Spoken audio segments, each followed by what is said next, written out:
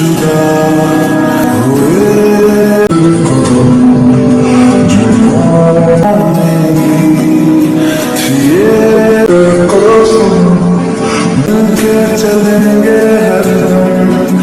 High guys Anand here and welcome to my channel guys. तो आरो एक training file status video editing tutorial নিয়ে চলে এলাম।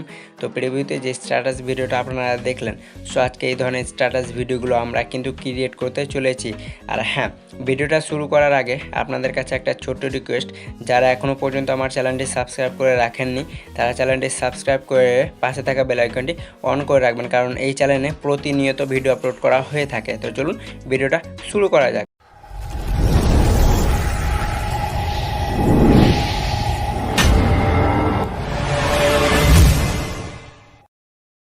তো সর্বপ্রথম আপনাদেরকে কি করতে হবে, চলে যেতে হবে ফেসবুক অফিসিয়াল অ্যাপটিতে।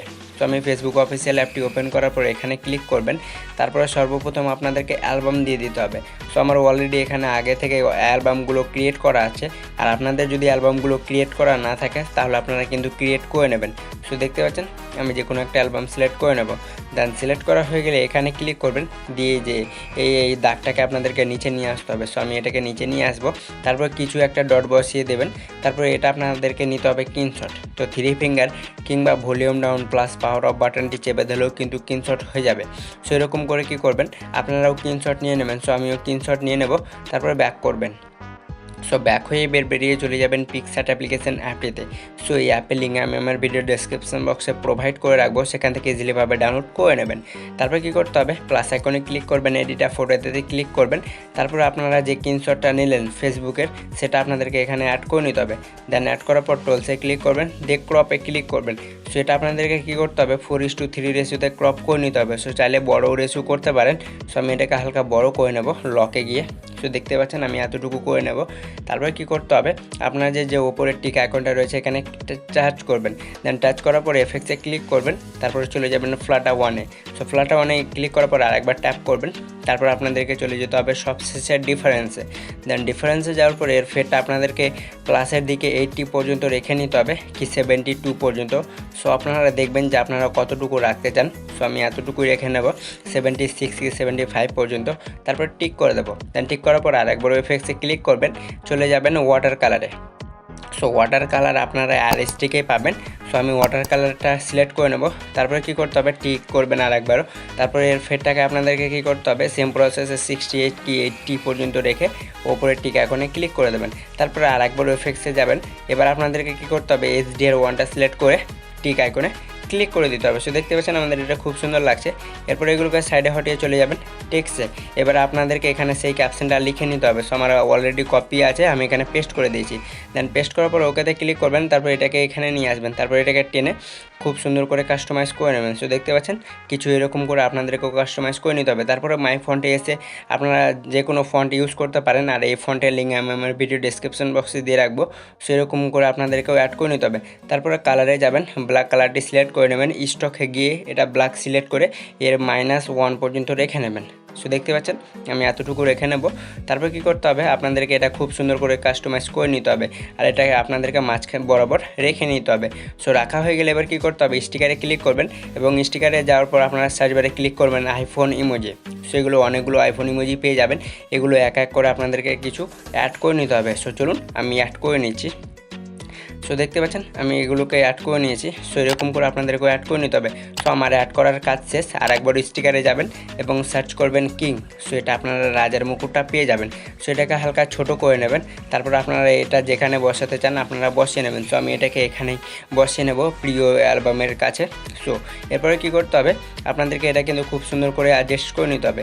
তারপর আর একবার ওই স্টিকারে ক্লিক করবেন এবং এটা লিখবেন ডেভিল। সো ডেভিল লিখলে এটা পেয়ে যাবেন। তারপর এটা আপনাদেরকে প্রোফাইল পিকের ওপর রেখে নিতে হবে। সো দেখতে পাচ্ছেন আমি আমার মাথার ওপর রেখে নিব। তারপর টিক করে দেবো। দেন টিক করার পর এগুলোকে সাইডে হটিয়ে চলে যাবেন এফেক্টসে।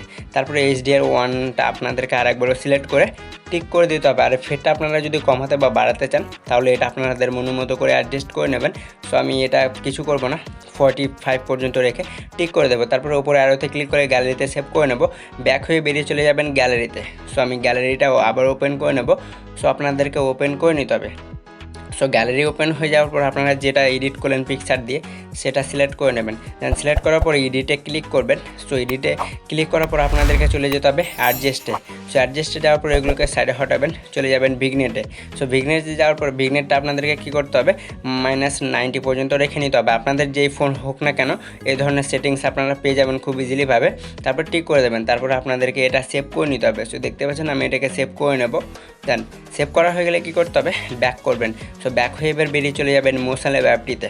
সো এই অ্যাপের লিঙ্ক আমি আমার ভিডিও ডেসক্রিপশন বক্সে দিয়ে রাখবো, সেখান থেকে ইজিলিভাবে ডাউনলোড করে নেবেন। সো আপনাদের মোশন ল্যাব অ্যাপটি ওপেন হবে, তারপরে প্লাস আইকনে ক্লিক করবেন, দিয়ে যে এডিটটা করলেন সেটা আপনাদেরকে সিলেক্ট করে নিতে হবে। দেন সিলেক্ট করা হয়ে গেলে আপনাদের ফটোটা কিছু লোড হবে, তারপরে এলিমেন্টে ক্লিক করে প্রজাপতিটা আপনাদেরকে অ্যাট ফার্স্ট সিলেক্ট করে নিতে হবে। সো আমি এটা বাটারফ্লাইটা অ্যাড করে এই যে এখানে বসিয়ে নেব। সেরকম করে আপনাদেরকেও খুব সুন্দর করে এখানে বসিয়ে নিতে হবে।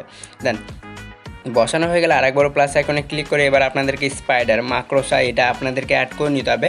সেটা আপনারা ওপরে অ্যাড করবেন। সো দেখতে পাচ্ছেন এই যে রাজার মুকুটের ওপরে অ্যাড করে নেবেন।